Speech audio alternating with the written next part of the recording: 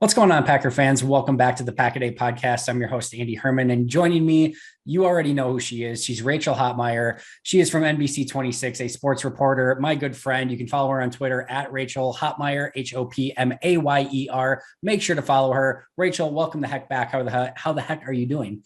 I'm doing well. I love when people say and spell my last name correctly. It's such a great start. It's the little things these days. I'm doing well. I'm sure a lot of people here are disappointed with the Brewers' loss. It's a shame they couldn't keep it together. It's crazy for a team that had World Series hopes, just could not get it done.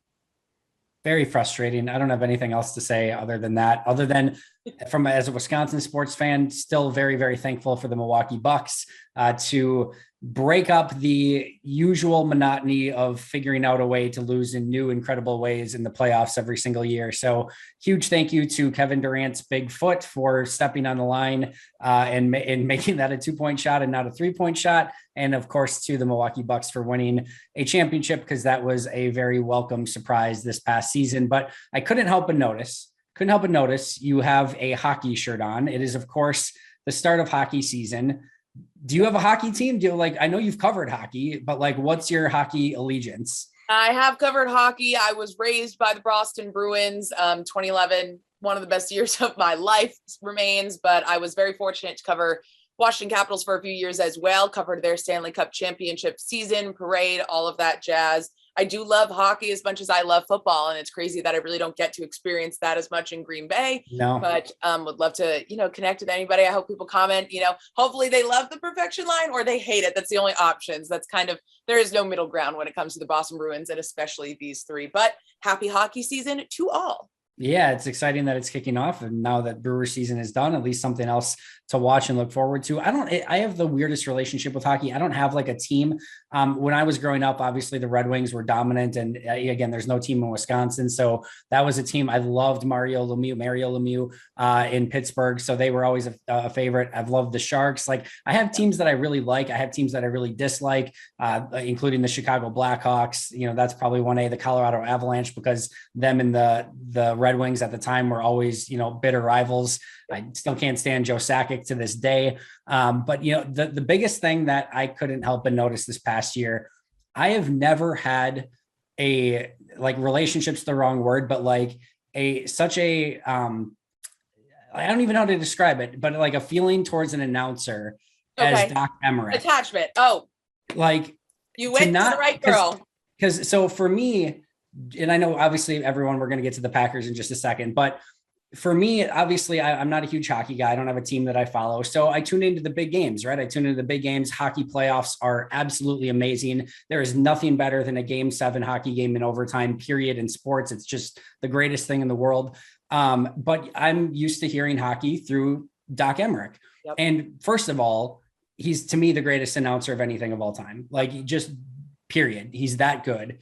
Yep. But to then associate a sport so directly, there's not an announcer in college football and NBA, like Marv Albert, NBA, maybe a little bit. I didn't have that passion towards Marv Albert in any way, shape, or form. And there's a lot of good NBA announcers, but Doc Emmerich to me was hockey. I missed him so much last year, and I don't know how to fill the Doc Emmerich shaped size heart or hole in my heart right now. Easy for me to say. I don't know how to fill it. It's just, he's gone and it's so sad. And I know he's doing kind of some of these side gigs for NBC and things like that, but I need him to call the big games.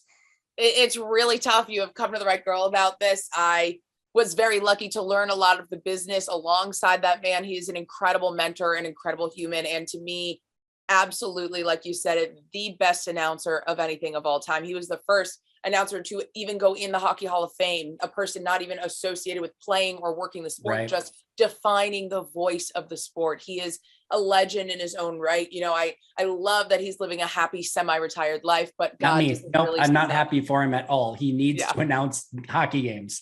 It sucks, I don't care about his enjoyment at all. I am a selfish person, Rachel. I need him to call hockey games again. I hope he's not happy, so he gets the itch to come back and do games again. That's how much I love him. I know. He is really that great. And I wish everybody could just understand the prowess of that man's voice. The vocabulary he has is just ridiculous. Simply incomparable. I'm excited for this next generation of broadcasters. And there's still plenty of, legends sticking around. Eddie Olczyk, Kenny Albert, Marv Son. There's a lot of great voices. John Forsland going with the Seattle Kraken. Again, so much excitement, especially seeing how ESPN redoes hockey again after 13 years, even though I'm obviously a sucker for NHL and NBC. That was my first big job in the industry, and it's very special to me. But it's a new era in hockey, and I don't think saying Doc Emrick will be deeply missed is even accurate. It's just such an understatement to who that man is and what he shaped this sport to be. It is. Well, for those of you who enjoy hockey, happy hockey season. It should be fun, even with no Doc Emrick for the second straight season. But we do, of course, have to talk some Packers. I didn't expect to go on a Doc Emrick rant, but when the heart speaks, you have to let it speak. So, but let's talk about Quinton Dunbar. I don't know how. I guarantee you, this is the first time in sports history that anything has gone from Doc Emrick to Quinton Dunbar. There's no easy transition to go that way. But Green Bay signed Quinton Dunbar to the practice squad. I know you actually had the opportunity to cover Quinton when you were covering the Washington football team. So let's just start there. What was your experience covering him, and what was your thoughts when Green Bay signed him to the practice squad? I honestly am at this position in life and in reflecting on everybody's chapters with Washington, where it's not hard to say that everybody's done better when they leave there.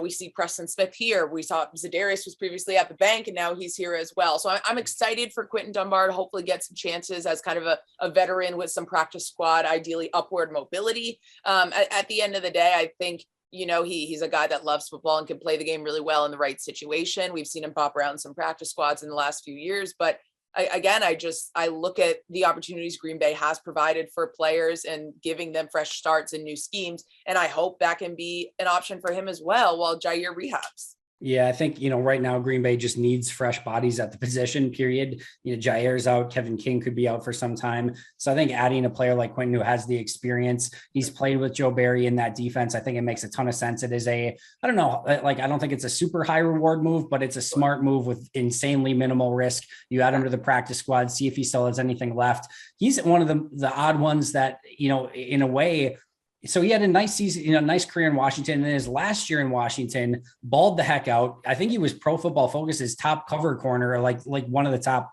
few cover corners that year. They trade him to Seattle for a 4th round pick. And everyone's like, this guy was one of the best cover corners in the NFL. Why did you just trade him for a 4th round pick?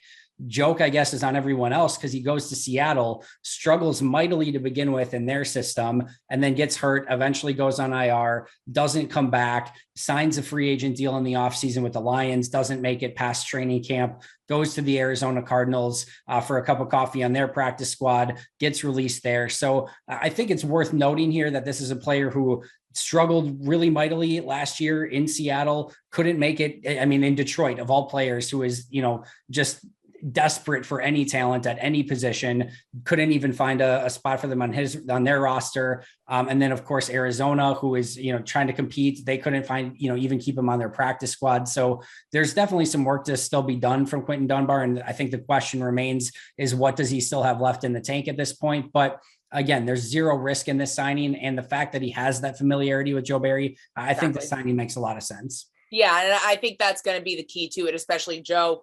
They're 4-1 now. It's not like he's coming in after week 1 with a lot of pressure on this defense. Not that doesn't still remain, but it's a very different tone. I think we can say now he's back at defensive coordinator. I really think if anybody's going to be able to bring Quinton back to that type of level, it's got to be Joe Barry. Yeah. And I think, from a Brian Gutekunst standpoint, these 3 moves, Isaac Yiadom, Rasul Douglas, Quinton Dunbar, like in a vacuum, none of them really move the needle at all, right? But this is speaking of the Milwaukee Brewers, this is a very David Stearns type move. You add a bunch of super low priced players at a position. You bring them all in. They are all guys who have a ton of snaps in this league, even as a starting, corners. And you hope that one of them clicks in your system on your team. And it's sort of just value buys, and you buy a bunch of them and you hope that one guy turns out. And maybe it's Douglas, maybe it's Yiadom, maybe it ends up being Quinton Dunbar. But if one of those guys ends up being like an okay number 3 corner who can actually play and not, give up monster plays, that's a heck of a move, right? And so maybe 2 of them don't, and maybe 2 of them end up released, or maybe just relegated to special teams duty, or Dunbar stays on the practice squad, whatever it may be. But if one of them hits and it ends up being an okay corner, all worth it in my opinion. Exactly. It's a very blue chip stock mentality. At the end of the day, if that works, they were worth the price. If not, they weren't that expensive to begin with. Speaking of somebody who has been well worth the price, look at that transition. Much Better than big dog. other than my previous one. But yes, the big dog, right? Man, how awesome was it to see that play? I think, so obviously between all the Crosby madness, the two plays that got lost, we'll talk about the Randall Cobb one in just a moment that set everything up. But right before that was the tight end screen to Marcedes Lewis. First of all, baller move, Matt LaFleur, tight end screen to Big Dog in that situation. Exactly. Just absolute chef kiss to call that. And then for Big Dog to just run through people at his age, at this point in his career, and then to see the entire sidelines just explode in jubilation because that's their guy. And it was so fun to watch.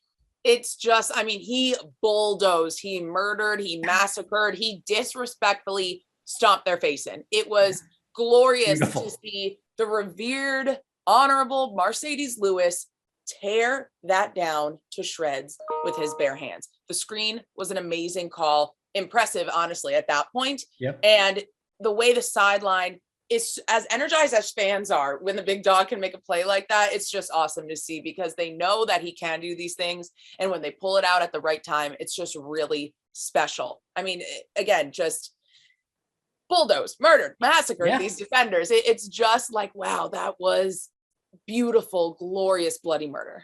That's like the best of football, right? Is just this lumbering big tight end who's in his 15th year or whatever it is in his career, just running over people. Like that is exactly what you tune into every week. That's why the NFL is number one on every ratings chart ever.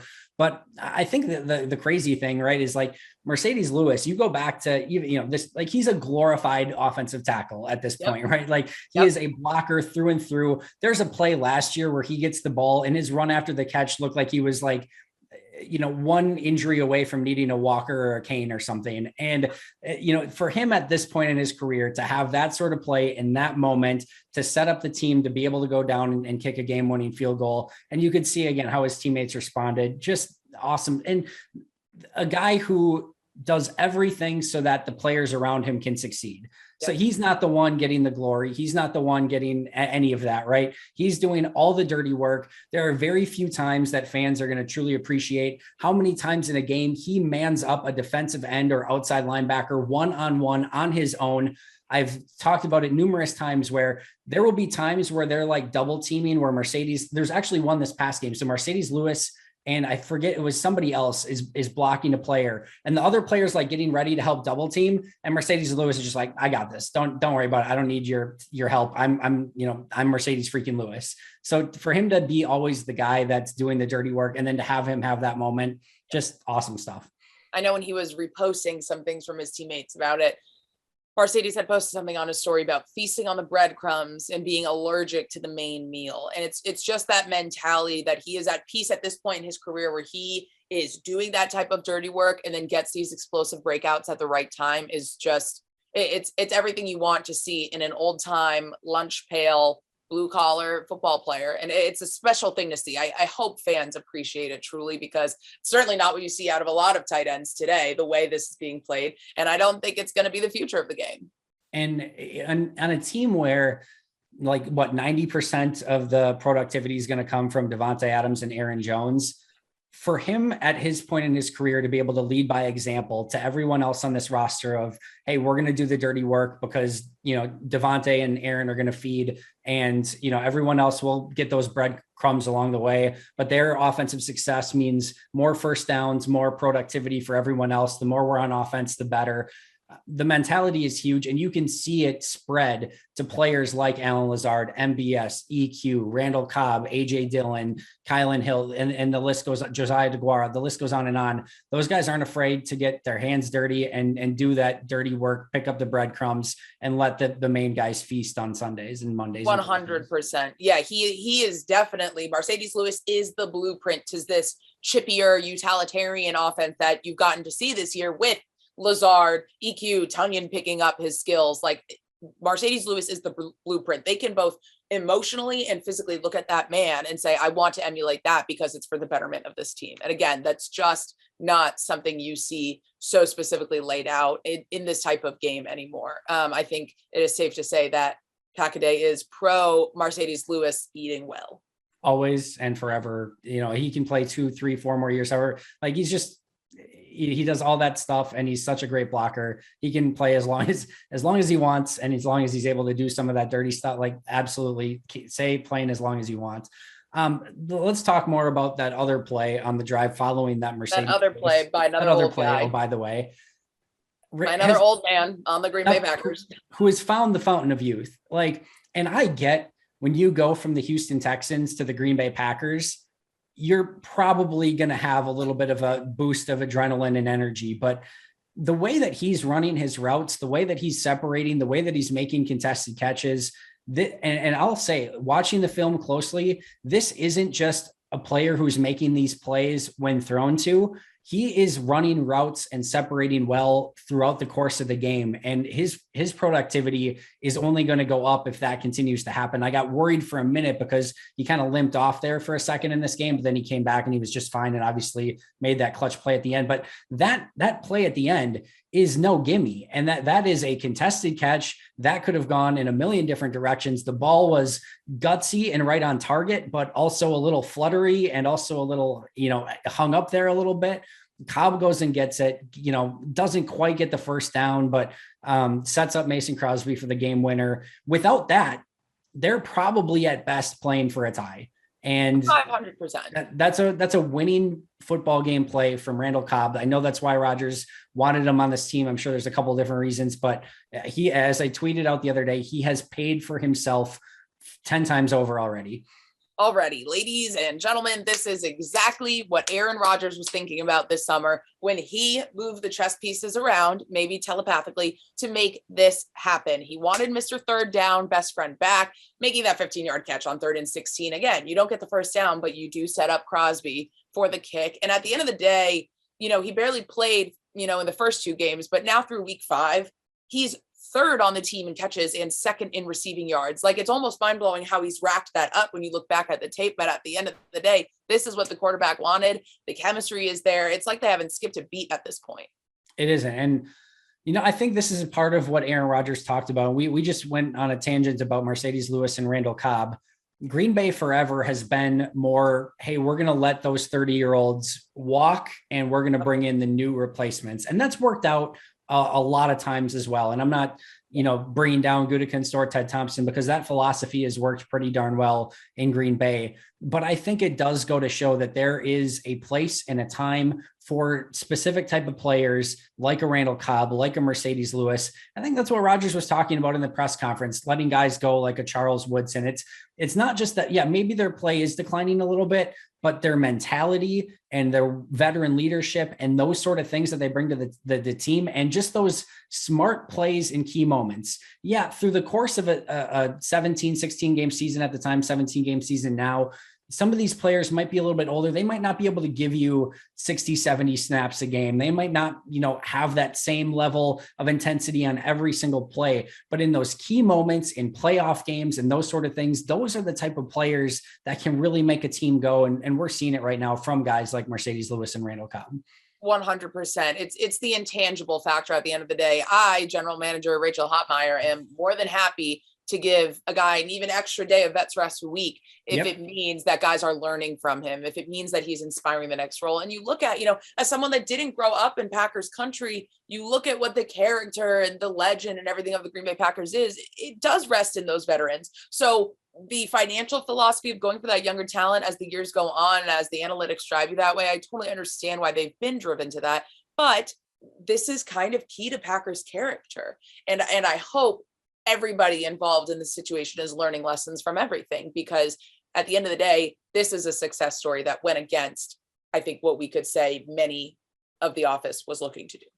And it was so interesting, and like, I don't think I've ever seen something like Brian Gutekunst where when asked about Randall Cobb, he's just like, yeah, we wouldn't have brought him in if it wasn't for Aaron. Like usually, like it is like, there was a brutal amount of honesty from both sides, but like, yeah, Which we love honest men in this world because it just makes everything more dramatic. I agree. It does.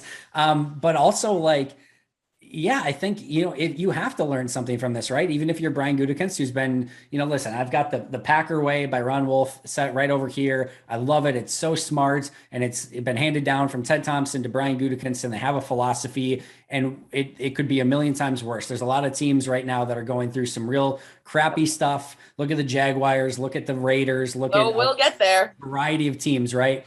But I think there's always ways to continue to learn and grow. And I think the addition of Randall Cobb is an opportunity for that. And it's obviously worked out really well so far. I got to talk about, Rachel, that Aaron Jones, not only the Aaron Jones big run that he made where he made somebody miss and then just goes on a tangent, stiff arm, like the whole 9 yards. But Beautiful. I tweeted during the game, and I wholeheartedly believe this. I think Aaron Jones might be either the best of all time or in the conversation of taking awful runs and making them into great runs. And meaning when nothing. Oh, I'm sorry. What was the phrase you used? Because it was quite gross. Yeah, it was chicken crap into chicken salad, I believe is what I used, maybe slightly different, but he's the best at it of all time, maybe, or at least in that conversation, because there will be a variety of runs during the course of a game that have no right to gain any yards, should be 2-3 yard losses. And he makes them into positive runs. And it's not always going to be a 65-yarder or whatever that run was, but sometimes taking a 2 or 3 yard loss and turning it into a 2 or 3 yard gain can be a massive play, even though it doesn't go down as anything special in the stat sheet. Aaron Jones, for his, I guess, like he's never going to be confused for a power back, right? But he falls forward on almost every run. He is so slippery. He has great vision. He can sneak through the tiniest of holes. He is one of the most slippery running backs I have ever seen. It looks like speaking of he looks like he's a greased chicken that you're just like, you can't hold on to. And I'm running out of stuff to say of how great Aaron Jones is, because those plays and games like this are huge, and what should have been probably a huge run on the what should have probably ended up on a touchdown drive to seal the game. It didn't end up that way, but just kudos to him for what he's been able to bring to this team. 500%. I don't want to say that people underestimate his football IQ, because I don't think that's it, but I don't know that people appreciate really how high and deeply intellectual it is in the game and how focused his technique is. Again, falling forward every time is not an easy thing to do when you are being triple covered, dragged down by every limb of your body, as Jones so often is. I really think his technique, his training, everything that Showtime himself pours into this pays off very visibly. And I don't know if it's really fully appreciated at the end of the day, but I mean, just talk about the man's high knees, the way he can get out of tackles. I mean, it's just the durability that he's put into himself, into his body, into his game is what's producing, again, chicken salad out of whatever you want to call it. I don't like chicken salad. I'll say art out of buckets of paint. It's fine. But at the end of the day, yeah, he definitely makes beautiful work out of crappy situations for sure. And someone else, if we want to say he lit off like a cannon this week, Chris Barnes gets that, nod as well. That sack, he would not be denied. He had his eyes on Joe Burrow. No, he did. And I think that sack was indicative of just the way that Chris Barnes is playing this year. You can see him playing much faster in his second year. Now everyone's kind of excited about Jalen Smith and what he might be able to bring to the team. But to me, Chris Barnes is still the number 2 linebacker behind Devondre Campbell. I really like that tandem. I think they found something special as an undrafted free agent. I'm not saying he's going to be a Pro Bowl type guy. I'm not saying he's ever going to be one of the top tier linebackers, but to find an undrafted guy and have a pretty solid linebacker on that second level, I'm excited what Chris Barnes has shown. I think he's been a step quicker, and even in diagnosing plays. And I think just that play, like the old saying is backers on backs equals sacks, but it doesn't always end up that way, especially with the way that teams train running backs these days to pass protect. Chris Barnes blew up that running back, got to the quarterback, had a big sack. Just a really nice play for him. And I think, again, it's indicative of the way that he's playing this season. Exactly, right? He said he lost 10 to 20 pounds, and that's for that speed. We didn't have a standard for Devondre Campbell coming in. But again, I talk every week about how speedy that man is on Twitter. I can't help it. He's flying around everywhere. He's making plays. Hardly his speed is the deterrent for making plays, in today's game and the scheme they're at. I love seeing those two work together. And I think it's only up from here for them. Totally agree. Speaking of that, we have an interesting upcoming schedule. We have kind of talked about this in the past of how this middle of the schedule gets really, really difficult for Green Bay. They've got at Chicago coming up, then Washington at home. And then all of a sudden, you had this stretch of games that looked like a nightmare. Now, I still think it's really difficult. And you've got some really tough games on the schedule at Arizona, the Rams at home, at Baltimore certainly looks really tough after this past week, in Lamar Jackson as well. I already have like nightmares of, Packers trying to chase Kyler Murray and Lamar Jackson. Like those are things I don't want to think about. But I think a couple games in the middle there that we maybe thought were going to be like devastatingly hard. I'm not saying these are going to be easy in any stretch, but at Kansas City definitely looks like a different game now than it did earlier in the season. I'm not saying I expect Green Bay to win that game. I'm not saying that I don't expect Kansas City to get things right and start maybe ripping off some wins. They are still a massively talented team, but they have some flaws on their team that I don't think we expected coming into this year. And that team looks a bit more beatable now than maybe they have in maybe 2-3 years. And then I think Seattle too, right? That looked like a game where you were also going to be incredibly up against the wall, another Russell Wilson led team, and things always go wonky against Seahawks led teams. And Green Bay's mostly had Russell Wilson's number, but still that looks like a game now that they could, I'm not saying they will be, because who knows how many nano bubbles Russell Wilson's going to take from now until November 14th. But if he's able to come back, that's still gonna be difficult. But if that's Geno Smith instead of Russell Wilson, that changes that game. That game's at home in Green Bay. So I think some of those games may not look quite as daunting as maybe the middle of that schedule once looked. 100%. It's a combination of, again, some of these teams shaping out to be less stellar than they were coming into the season, and the Packers 4-1 so far. They've, after that, mulligan you want to call week one, they have been able to come out with things on top in different scrappier ways of playing this game. And yeah, this is definitely shaped up. We were talking about how this October is the time to stack up wins, so they'd be prepared going into those. You probably should be having nightmares about people falling on their faces trying to sack Lamar Jackson, because that man is an undeniable talent. You think Devondre Campbell's fast? I would love to see them do a 40-yard dash next to each other. But at the end of the day, Green Bay schedule is always going to be hard. It's, I guess, comforting for Packers fans to see that maybe this brick road isn't as, on fire, and they got to get through this. Arrowhead doesn't have to be as scary. Again, Geno Smith is certainly not Russell Wilson. At the end of the day, December could come sooner and more comfortable than they thought. Yeah, hopefully that's the case. Again, nobody's saying that some of these games are going to be easy, but maybe slightly easier than we thought at one point. All right, let's get to one of our main topics. I know, Rachel, this is something that you wanted to discuss today. And frankly, Aaron Rodgers, I guess, made this somewhat of a Packers topic today because he spoke about John Gruden.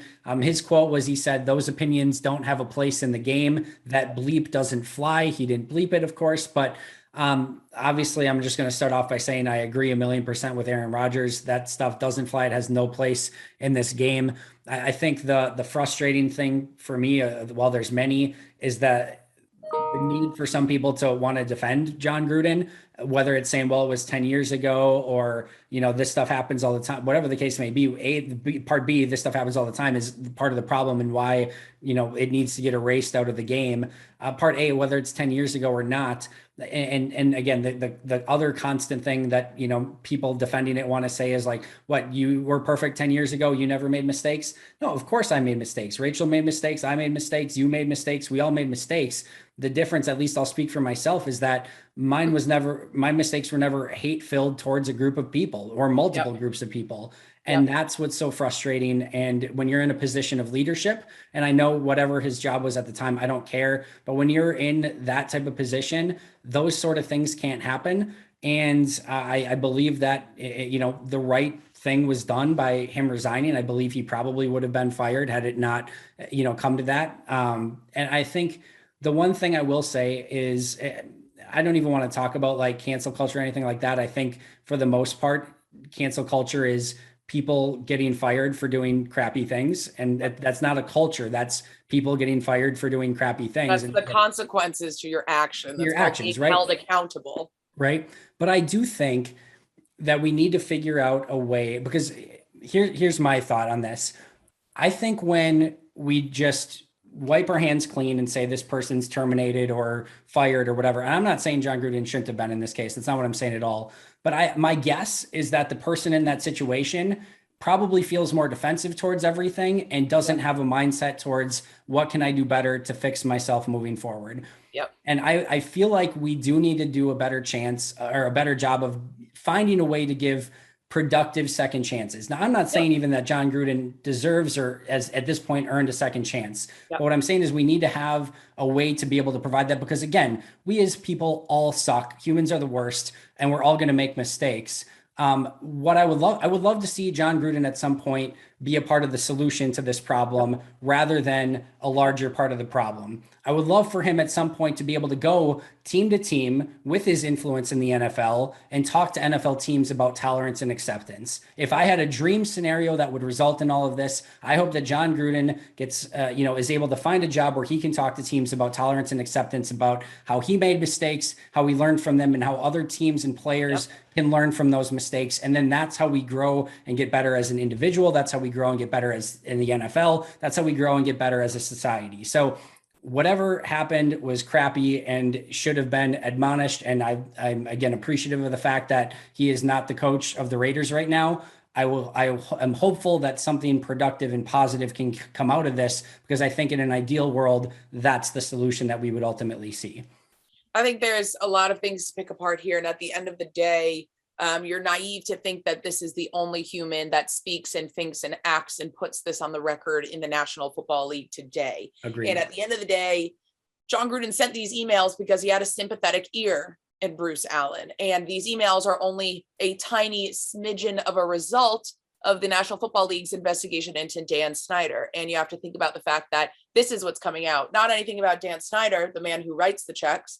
It's the people who cash the checks. So there is, we could talk a lot about the inequality issues in the NFL and the race and the structure and the classism that plays into that. But here's an issue on a white man for once in the National Football League. On top of that, the issue is that this place, we can say this hate doesn't have a place in the National Football League, but it does. It's thriving. It's still it's just hidden. And people will only talk to the people that they think. If you want to look for a star spearheading equality and equity in the National Football League, I implore you to look up Sam Rappaport. She is absolutely killing what it means to make the NFL a more inclusive space.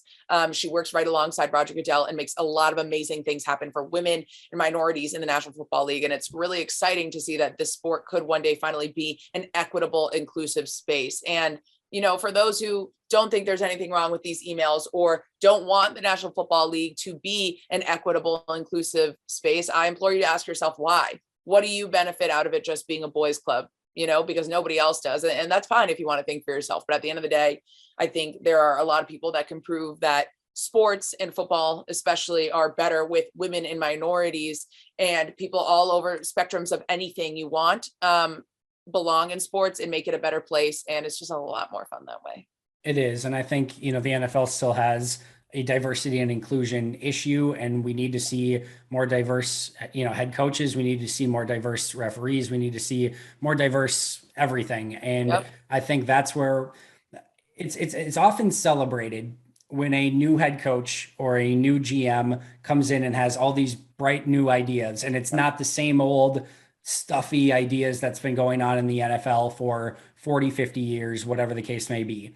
That's where these new ideas and these new everything, this new creativity is going to come from, is by having more diverse, unique minds in the business, in the NFL. That's how things are going to progress. That's how things are going to get better.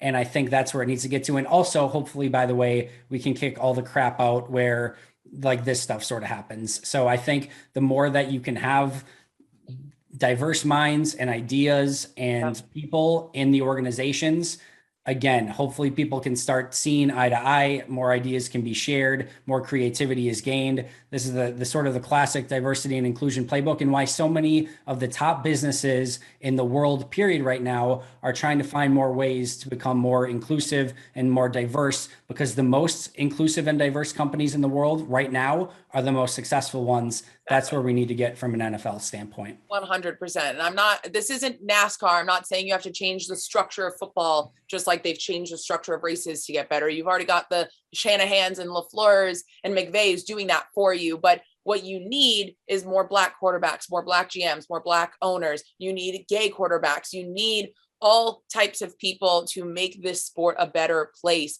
because making it a boys club, think of how many more viewers, how many more fans you could capture, how many more people you could have fall in love with football, just like everybody who has their whole lives already would, if they could see themselves, if they could see a little more inclusivity in a sport. At the end of the day, the possibilities are endless, and it can only go up from here. And at the end of, I had plenty of fans from Raider Nation in my mentions about, this was 10 years ago. It's such clickbait. First of all, it wasn't 10 years ago. These emails went on the record for years. I mean, I think as late as 2014, 2018, like this went on. The earliest one was from 2010. And that's just on the record in this one investigation. What if they, captured his whole server? This was just involving the Washington football team.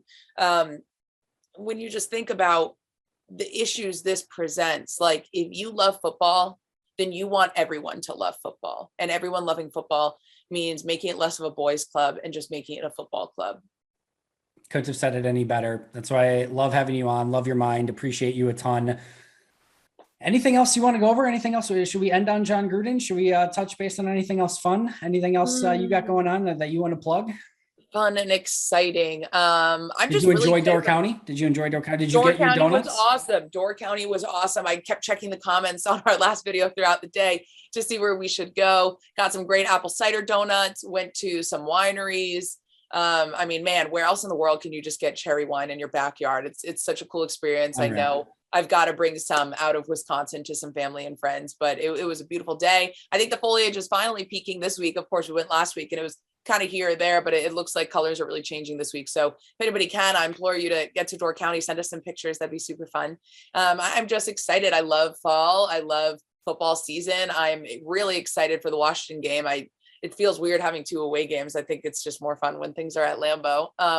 And just kind of appreciating the Sacra, whatever you want to call it, the character of the place that was, since we had so little involvement there last year with no fans, being, empty, hallowed grounds. But now we can appreciate the sanctity of what Lambeau is. So I'm excited. I always love running into you at the press box. It's a good time. Love being able to look down the hall and have a friend there. And at the end of the day, what a ride this Packers team has taken everybody on so far this year. Man, I can't wait to see where it takes us. Where else are you going to get takes from Doc Emmerich to Quinton Dunbar to Marcedes Lewis to diversity and inclusion to Door County? I think we've covered just about everything, Rachel. You're amazing as always. Again, you can follow Rachel on Twitter at Rachel Hopmayer. We will be right back here next week together. So you can find us here every Wednesday. So make sure to check that out. If you're not subscribed already, make sure to do so. I'll be right back here tomorrow. And until next time, and as always, go Pack Go.